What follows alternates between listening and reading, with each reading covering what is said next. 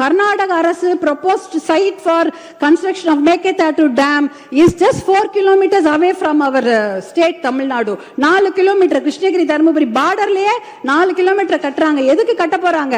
ஒரு சொட்டு தண்ணி கூட தமிழ்நாட்டுக்கு வரக்கூடாது.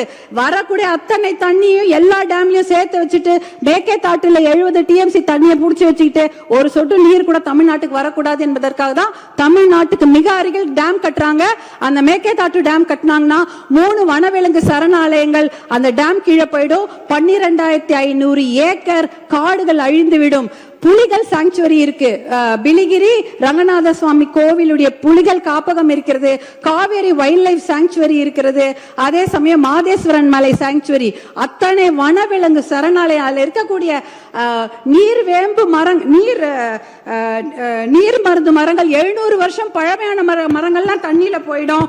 நீர் நாய், சாம்பல் நீர் ஆட்டர்ஸ், அப்புறம் மகாசீர்னு மயில் கண்டடி மீனுங்க, 4 கொம்பு மானு எல்லாமே அழிஞ்சிரும்.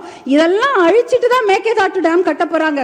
சுற்றுச்சூழல் பாதிப்பு மிகப்பெரிய அளவில் இருக்கும். இதற்காக சுற்றுச்சூழல் கேஸ் நம்ம நிறைய போட்டு இந்த டேமை கட்ட விடாம நம்ம தடுத்தணும். 2 ஆப்ஷன் தான் தலைவர் அவர்களே. ஒன்னு மேகேதாட்டு டேம் கட்டணும், இல்ல மேகேதாட்டு டேம் கட்டக்கூடாது. இதுல நடுவில் என்ன முயற்சி?